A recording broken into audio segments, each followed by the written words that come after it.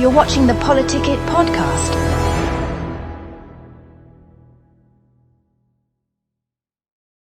Good evening. Welcome to PoliticIt Podcast. Tonight we've got Kris Andersen with us and Jamie Renda from Path Forward Utah. But Kris, let's talk a little bit about why we're here. What just happened?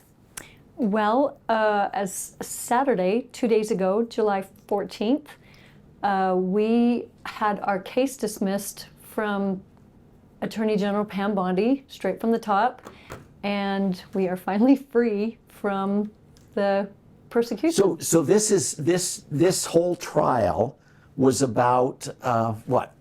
Let's talk a little bit about what you were arrested for. Why were you on trial? You know, what's just happened?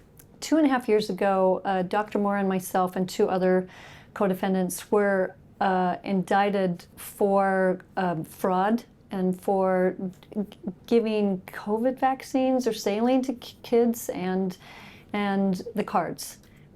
Basically, we wanted to give people a choice. A lot of people didn't have a choice when those vaccines rolled out.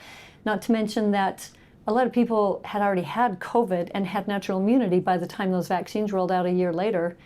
And a lot of people wanted a choice and didn't have it. They could have lost their job. They couldn't do medical procedures. The military was very strict about getting them. People couldn't go to school, even online. And They couldn't go online either? No, and jobs even too. They or go on missions either. Right, yeah, LDS missions, everything, just for society. And we just wanted to be able to offer people a choice. And there wasn't a lot of information on these so-called vaccines anyway, and a lot of people were very skeptical and fearful to put something in their body. Some of them had even taken one dose or more or something and had some reactions. Right. And didn't want to do any more. Okay, so let's rewind just a little bit and talk a little bit about you and what was going on in your mind and your community, and what were you thinking about before this got started with Dr. Moore? So back in 2020, I had a high school senior graduating in 2020, and I got some friends together. We didn't want our kids to graduate that way, so we actually had a big party down at Ponderosa Ranch with 200 kids in 2020 when we couldn't get more than 50 people together. And it was amazing. It's a graduation they're never going to forget. And so let's talk a little bit about that. How did that get set up, and why, what got you thinking about this? I mean, you had kids in high school. They were banned from getting together with their friends. Yep. They were banned from getting together with their friends. They couldn't have any more proms or dances. They just cut out everything for everybody at the end of that year and just said, for the greater good, we've got to just cut everything out. And we felt bad for them. I didn't feel any threat of the virus or anything. Everybody was getting the virus, and everybody around us, we were surviving. We weren't contact tracing or, staying at home or anything. We were still living our lives. And as far as my family goes, luckily most of my family thought the same way, and we had a great time in 2020. We got together more than we usually do. And what motivated you? I mean, you saw these kids, and they were not able to meet together.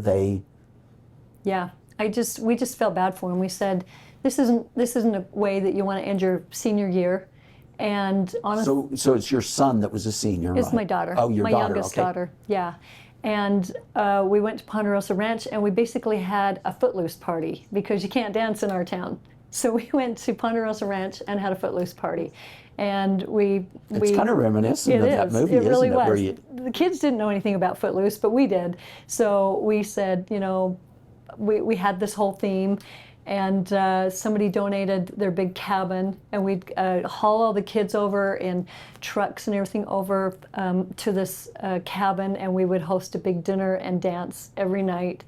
And we just told them to be quiet and be respectful, because we didn't want to get in trouble. We just said, if you get in any trouble, you're on your own. Don't mention our names. You just check in and do things under your own will. And Now, why would you do that? I mean, some people are going to watch this and they're going to say, "Oh, wait, they were being secretive. They didn't want to get in trouble." And yeah, we're rebels. Yeah. So, what was going through your mind? I mean, it's are you just, kind of sitting there saying, "Wait, this is America"? right? Isn't it crazy that we had to sneak and do this for 200 kids? Yeah. And plus a lot of these businesses, like Ponderosa Ranch, it was killing them, because they weren't able to operate in business, and they were happy to see us come. And so we did see a couple from California down there, and she called her husband, because California was crazy, and she says, "You won't believe what I'm seeing. I am seeing kids in backs of trucks. They're singing, they're dancing, they're having fun. Life seems normal again out here," which it was very not normal in And that's what California. you were really seeking for your daughter, Yeah. right? Yeah, normal life, normal graduation. So my youngest son, also a senior, and unfortunately, we didn't have that support. And I was one of the few parents that let him do anything. And so I would have loved to have had that connection. We would have taken him. Yeah. Yeah. So tell me how. So after this event, you obviously had a lot of parents that wanted to talk with you, and they wanted their kids to be involved with things. And Right. Yeah. And so, well, you know how it was in 2020. It's kind of like people, kind of started to separate. They're really panicked about the virus and the situation and they were very cautious. Or there's those like us that are like going, "I think we're going to be fine. We know how to take care of ourselves." And I've always, my kids never really grew up going to doctors.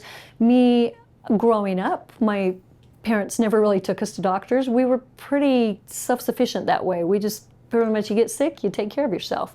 And so we've learned to be independent that way. And my husband and I have raised our kids the same way, where we're not run the doctor for everything, and they're not afraid of anything. You just get educated and you learn how to take care of yourself. And so my kids have carried that on with their kids now too. I'm glad to see that, because I think that was important back then. yeah, you had to be concerned about their mental health as well as their physical health, right? Right. And so you were seeing this isolation, and you said, "This just isn't right. What's going on?" Yeah. Yeah. So it was actually, I look back at 2020 and think it was a great year. I talk to my family and I think, boy, we had some great memories. We had some good times, because we were getting together. We weren't saying we're going to isolate. We're not going to follow the arrows up and down in the grocery store and things like that. I didn't wear a mask in the grocery store. Weren't you worried about infecting other people? I mean, I would keep my some distance. people would say that, Yeah, right? right. Yeah, it's kind of like the whole thing where, you have to take care of grandma, or you have to take care of somebody else. If you're not doing this, you're putting somebody else at risk. And I realized that, and I didn't want to make someone else feel uncomfortable. And I still, even talking about this situation, I don't want to make anybody feel uncomfortable or nervous about anything still, because being in this situation, I know what I know, but there's a lot of people that don't know what they know. But I would go into my local grocery store, Macy's, right there by my house, and the manager knew me, and he'd see me coming, and if anybody complained like, "Hey, she's not wearing a mask," or anything, he'd go over and talk to him and say, "It's okay, she's fine, leave her alone." And I would keep my distance from people. I don't want to make people feel uncomfortable, but I'm smiling at everybody. I'm singing in church. I'm smiling bigger and louder than everybody, because I could, and I could wear, I didn't. So given that you were doing this, I'm sure there were other parents that were watching you and said, that I should be more like that, right? Yeah, actually my kids were doing that. And my daughter she gave birth to almost a 10-pound baby in July, end of July, her biggest baby. And she was like, "There's no way I'm going to be in the middle of the summer wearing a mask, being 9 months pregnant." And I said, "Well, I can't, I got to support you. If your kid is doing something, you got to stand up for it too." And I wasn't about to cave into, if your kid's already standing up for that. So this became. I'm sure you had many friends that had the same thoughts, right? Yeah, and why some, is this? and some why that is the didn't. government doing Yeah. this? Why are they taking away our freedom? Well, I kind of found new friends because even some of my best friends and family, they just abandoned me. They just quit talking to me. They quit texting me back, and I'm sure we all have that situation. But anytime that I was posting something on social media or standing up for something, the further these people would distance from me. And yeah, I had best friends for over 20, 30 years that are just like, I'm never talking to you again. I haven't talked to them since. But I found a whole new support group and a whole new group of friends that had similar thoughts to you, right? Yeah, and a lot of them are these moms that we all went to Ponderosa Ranch together. And our group text would grow. We would educate each other and help each other and say, hey, they're doing this at the high school. How are we going to get around it? Well, let's band together. And I thought, well, if 30 women can band together and create a difference, let's grow this army. And so I started a group me called Freedom Fighters, and it grew fast into like 500 people, and all like-minded people, because I thought, we may have to go down and help pass laws and support anything down on the Hill, because they're just doing this whether we like it or not. There was no getting around it. It's odd how many things we have in common. My daughter was also pregnant that year. Oh, really? Except I had the opposite reaction, because I had to isolate for 10 days, and I ran a restaurant, so I couldn't always isolate for 10 days. And I respected people that were in that situation. I never looked down at anybody. But it's frustrating to me, because I was the same as you. I was out there at every freedom rally, but the conflict and the divide that it created between families. Yeah. And then the expectation, she expected me to get the vaccination in order to see my grandson.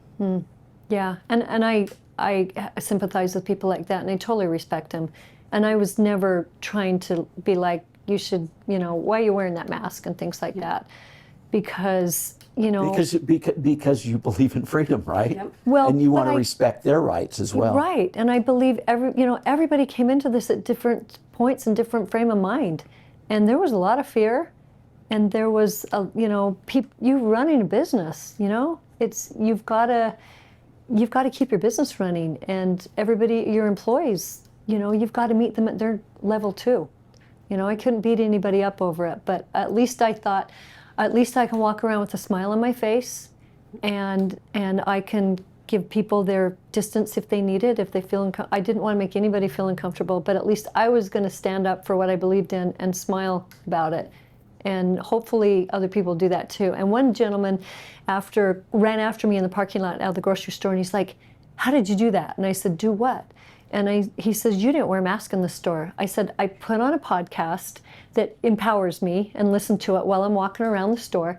But I just walk around and smile, and nobody bothers me. Once in a while, I did have to use the term, well, I have CS. Have you heard that term? And they're like, oh, I'm so sorry. Just didn't mean to bother you if you have CS. And my husband's like, what's CS? And I go, it's common sense. But you act like you've got this condition. You've got this CS. condition that prevents you from and a from couple wearing of times masks. they're like, oh, I'm so sorry. Go right ahead. You don't have to wear a mask. You've got CS. And they were fine with it. Yeah. Hey, we're going to take a break, and we'll come right back. Tired of media bias? Frustrated by political noise?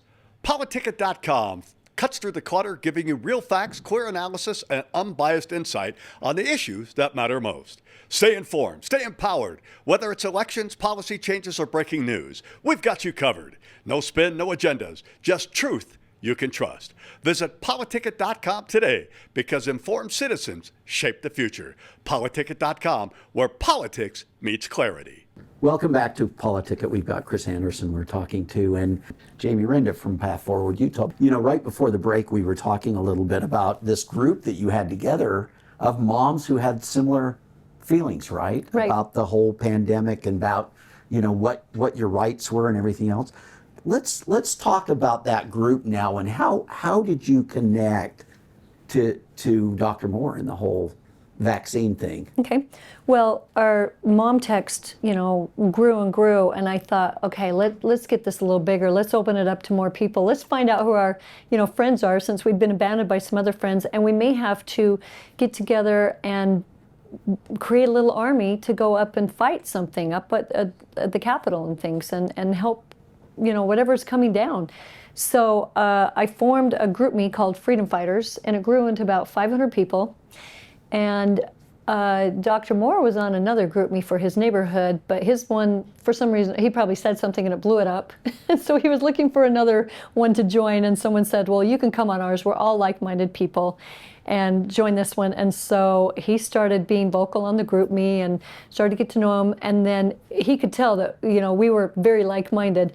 He just called me up out of the blue, and we could finish each other's sentences. And we both had the same passion and the same ideas. We both felt the same way about the whole situation with the whole COVID and the pandemic and everything that was going on. And he had mentioned that he wanted to help people. And I said, I'll help you. I want to help you do that. And we started helping people with prevention and with COVID. He had studied so much about the FLCCC website with Pierre Corey, where they had got groups of doctors and knew what was working with supplements and budesonide. He had access to prescriptions and ivermectin, and we were first doing so much ivermectin for people. And we don't know anybody that, that went to the hospital, got sick or died from doing any of these protocols. And You helped about 2,000 people doing that, didn't you? Yeah, probably. I mean, I had neighbors calling me on Christmas Eve and saying, my husband's really sick. I could call Dr. Moore at a drop of anything on Christmas Eve or Christmas Day or New Year's Eve. He'd go help them. That's just the kind of man he is. And he would drop everything, not ask any questions, complain, anything, go get him whatever he needed and help him. And so that was kind of how this relationship started, right? More Yeah. out of helping people that were sick. Yep. Right. Helping people that were sick and helping with prevention too.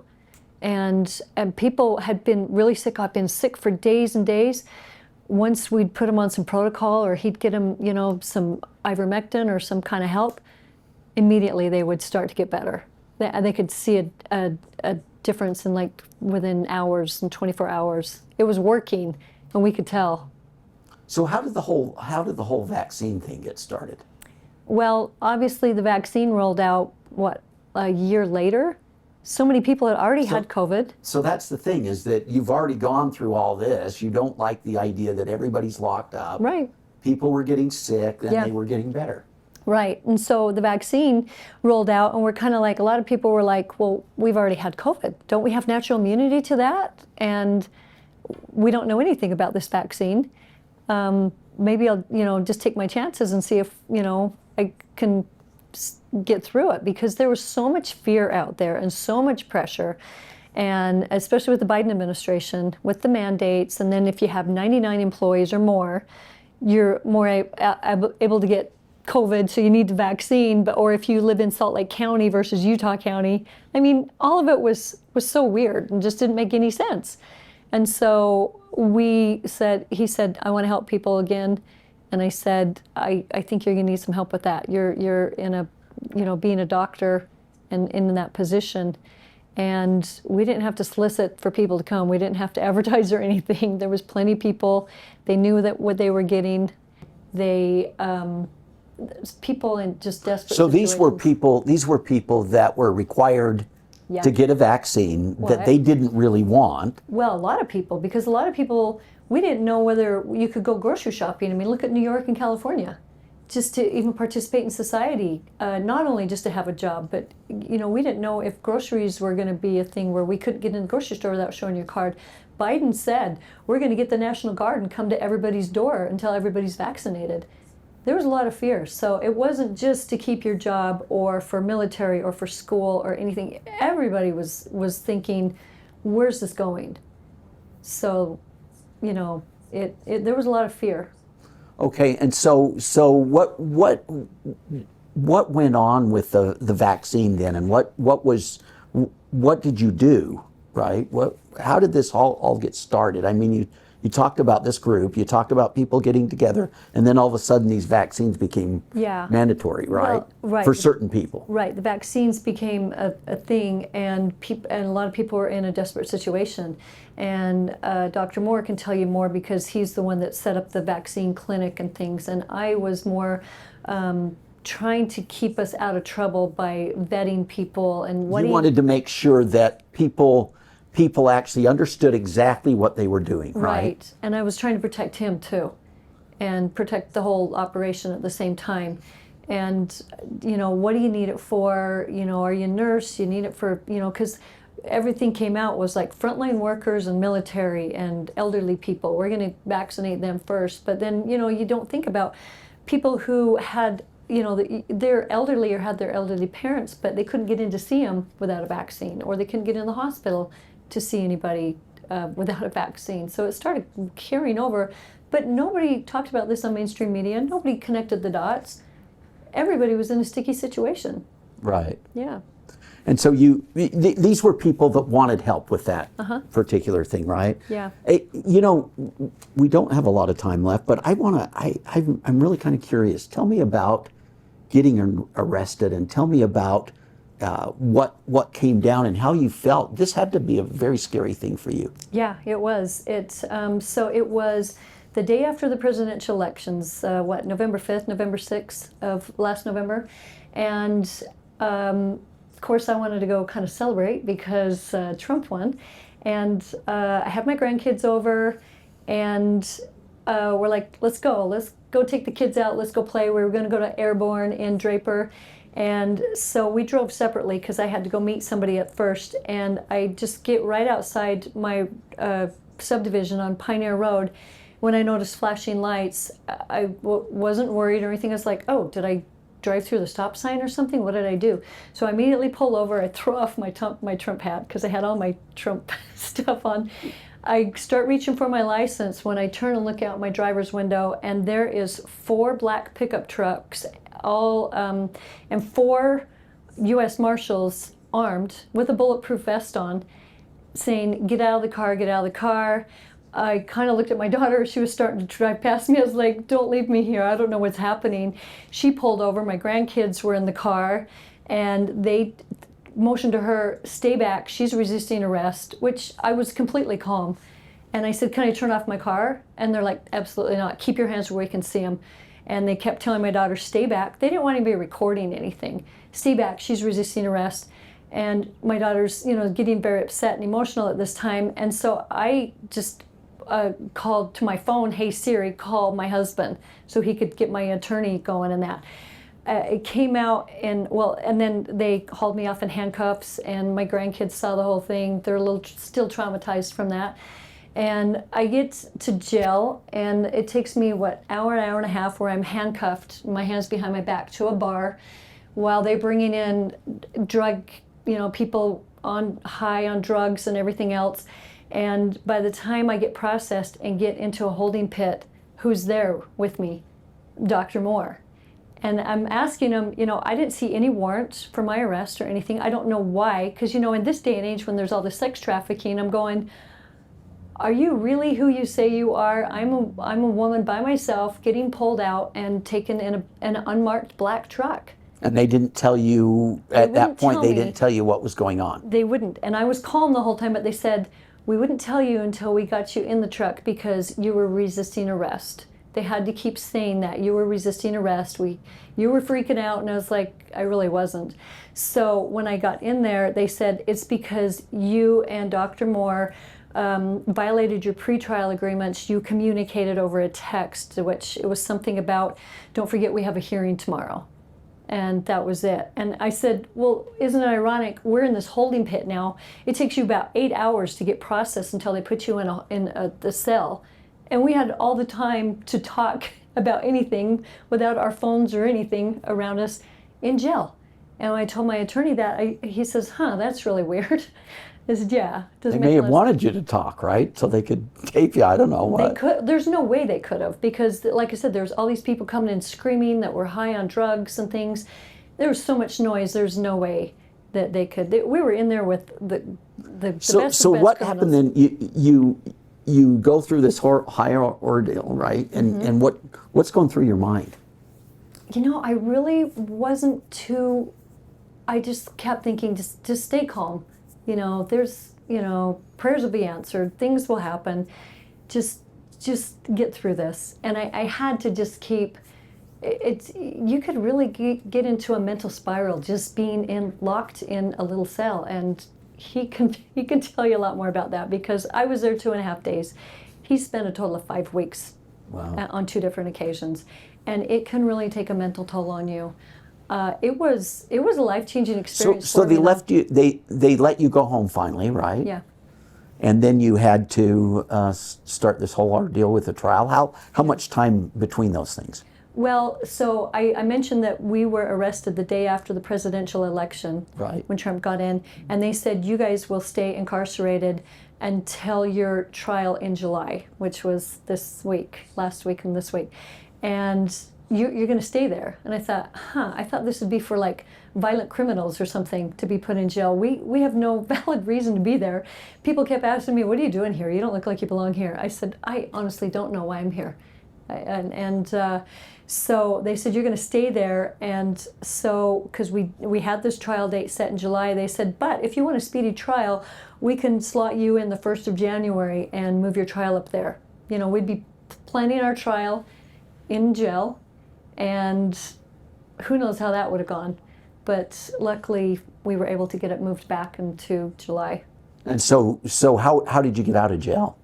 Attorneys got it negotiated back, working with the judge. But you could kind of see their playbook was like, now Trump's in, let's see if we can move them up to January, offer them a speedy trial to get them out of jail. And it was November. It was the very 1st of November. Right. We would have been through all through the holidays. He's a single dad. None of it made sense. Didn't make any sense at all. And so so you get out. Mm-hmm. Were you out on bail? Is that no bail? There was no bail on either one of us, and I didn't know what I was doing. People didn't explain stuff. I'd show people my paper, and they're going, "Well, let me help you because I've been in here a few times, and I can." And they're like, "Oh, the feds are after you. What did you do? You're in a lot of trouble, and the fact that you have no bail, you're in a lot of trouble." I was like, it'll work out. So anyway, I can't say it was all bad. It was a life-changing experience for me, and there's a lot of positive things that I can. So let's fast forward then to just a week or so ago. You finally get a trial. Mm-hmm. You go to trial, and a lot of people kind of come out to support you, didn't they? Yeah, which I think helped, along with Jamie over here and everybody else and Senator Mike Lee. It was the people screaming loud and saying we need help. And I was thinking, okay, let's start working on Plan B and a pardon. It might be harder to do if we do get incarcerated. How are we going to work through that process? There was so much support and so many people that came out, and 2 rallies. We had a rally on Monday, and the prosecution calls them a protest. Right. But they rallied. They rallied around us. A lot of good people, huh? A lot of good people. And yes, this woman right here has done so much. I am so grateful for her, and so many other people that just stepped up. That was the cool thing, seeing mm-hmm. people come together, wasn't it? It was, which I've been kind of relating this situation to the whole thing of all of us coming together and helping each other for the greater good, because I felt that same situation when we were helping other people. People were saying, this person needs help, can you help them? We're helping complete strangers, and everybody was coming together. And these were people that just wanted help, weren't they? It wasn't like you were going to recruit people so you could defraud the government or something, right? No. And a lot of the people that showed up were a lot of the people that we helped, back either with when they were sick with COVID, or to help them get, through the craziness of the vaccine mandates and stuff like that. A lot of those people showed up, and we're grateful for them, and more. So you were actually already started the pretrial stuff, right? We were into trial. We went trial for 3 days. We did 2 days of jury selection, long days of jury selection, and we had done Wednesday to Friday of the actual trial. We had the head of the CDC, Christopher Duggar, that was the CDC director that was over the whole COVID task force. He came and testified. And we had the head of BARDA, we had the head of Utah Health Department. So was that making you nervous then, hearing all these people? Did you think you were going to get convicted? It really wasn't, because everything that the attorneys were rocking it. They were, and plus, it was fascinating to listen to his testimony, because he was literally taking every issue off the table that they were trying to get us with on our indictment. Your attorney was? Charges. No, the Christopher Duggar. Oh, was he really? Yes. And the whole narrative was falling apart, and they were losing this case. And so what kicked in that finally got you off of this, right? Well, good people like her.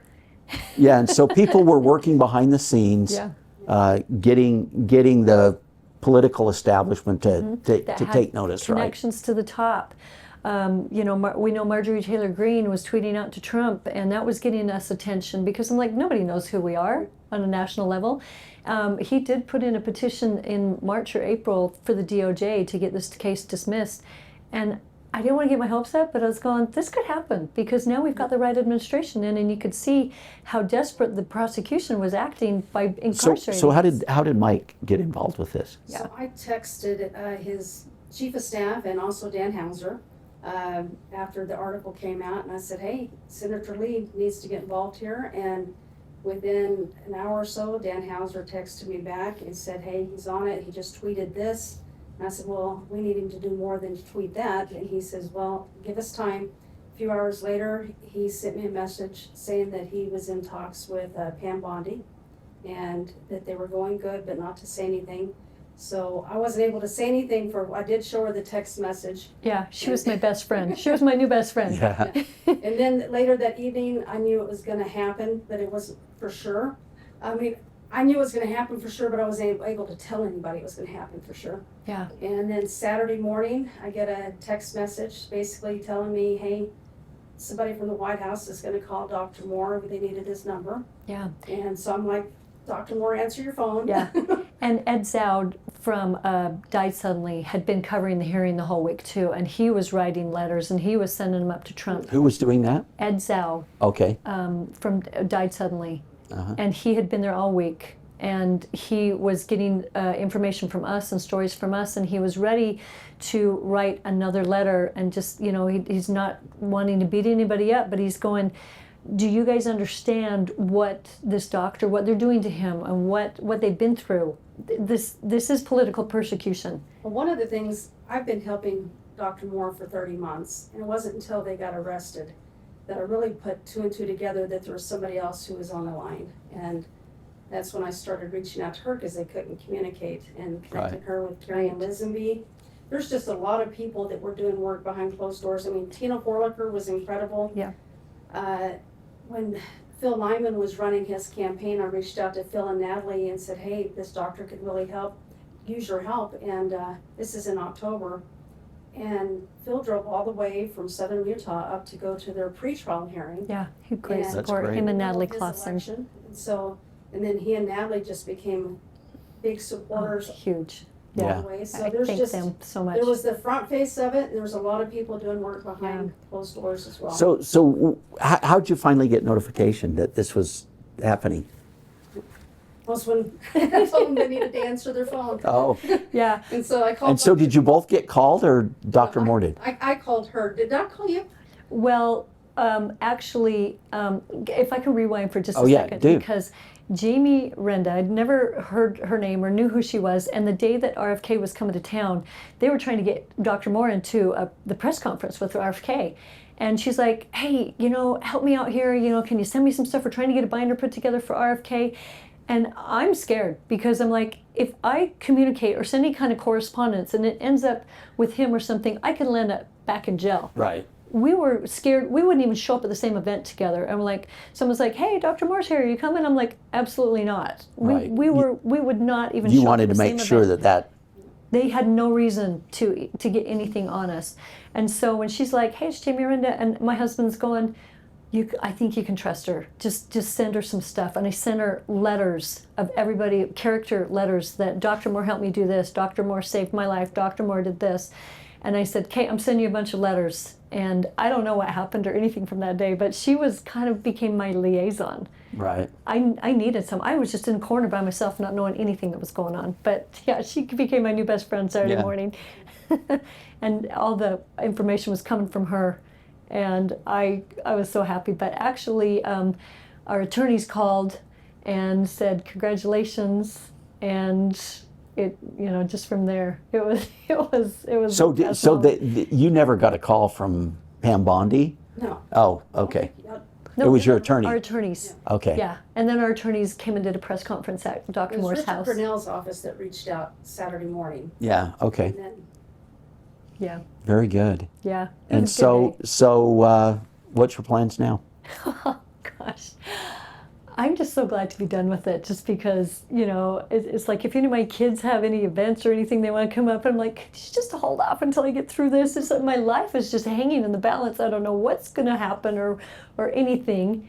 Just having that hanging over your head is just such a weight lifted. And I can't thank Jamie and all the work that she's done so much, Mike Lee, and all those other people she was mentioning, just the people that showed up. Right. Because it was everybody, the voices, and obviously we could not have done that on our own. Well, I saw the tweet that came from the Attorney General's office, and I just thought that's amazing. Yeah, it's a once in a lifetime thing. Right. My sister decided we needed a huge celebration. She's like, I'm coming down. I'm bringing food. She catered a whole party for us. She's an amazing party planner. And she's like, do you want a band? Do you want food? And I'm like going, oh my gosh. She decorated. I just want to go home and go to bed for a while. It was so fun to celebrate right then and there in the moment. And she made it happen. Like if we said, in a week or so, let's plan a party. No, it was so great to have a party right then. And both my sisters just made it happen. So many great people that joined in. Yeah. And this was quite a community thing. We're all celebrating because this isn't just about us. This is about medical freedom for all of us, because the PrEP Act is still there, the EUA is still there, nothing has changed. If they want to come back out and say, oh, here's the next pandemic, because Christopher Duggar, head of CDC, said, we're planning for the next pandemic. Right. It's lined up. and even though you had a lot of support out there at the courthouse, it wasn't nearly enough. There should have been thousands out there. And I think agree. a lot of people are what I would call free riders. Uh-huh. They know what's right, but they're willing to let the 50 or 60 or 100 out here Fight for it. fight for it. And we can't do that anymore. We Right. need people I agree. to join the cause and to stand up for their liberties. I agree. You can't count on Totally. 50 or 60 that show up all the time to the same things over and over. Yeah, this battle is not over. It's far from over. I mean, I appreciate all the support, but everybody needs to recognize this isn't just about us. There has been nothing changed, and people don't understand what the PrEP Act is. It gives these things immunity. It gives the government immunity. It gives the manufacturers immunity. And the 1986 Act alone, we need to talk about that and repeal that. And RFK has talked about doing that. Well, that's an interesting thing with RFK coming in, because this is something he's fairly passionate And about. I support him 100%, and he needs support on his side too. We need to back him and support him, because we can see when people in numbers and we rise up and do things happen. Things happen. There was a lot of prayers. There was a lot of support. That's when things happen. Prayers because Yeah, that matters, doesn't it? Oh, you could feel it. You could feel it. Well, that's There's miracles. so. Any concluding remarks? We're out I- of time, so. I just want to thank you, John, for all the work that you're doing and all the support and that, because being close to the fire and seeing this and being on the front lines, it does. One person can't fight this battle alone. And it takes people like you and just to stand up and fight. And I hope people get an awakening that, we are in this battle between good and evil. And if we don't take charge of it and recognize where the good and evil is and stand up against it, we only have ourselves to blame. I mean, it's like if we just, all is well in Zion while we get led quietly down to hell. But I love that scripture that is, perhaps I was created for a time such as this, because I would have never thrown myself into the lion's den like this. We were created for a time like this, and we all are playing a role. And well, I don't really get any credit for this, but I appreciate I appreciate Jamie's drive and her not take no for an answer from anybody, yes, because yes. that's what really pushed this forward. Yeah, your right? persistence, your persistence has paid off. Yeah. And Well, and yours too, and way to go. thank you. Yeah, thank you And very much. good luck with all of the inundation you're going to have right now with the press, and you're going to have people on your side, and you're going to have people that are really mad at you. And welcome to public life, because anytime you say something, someone's going to get mad Right. about it, right? Totally agree with that. Yeah. And yeah. so I thank you for coming in. Thank Thanks. you. I respect Thank what you. you do. Thank Yeah. you, Jamie. We'll see you guys next week.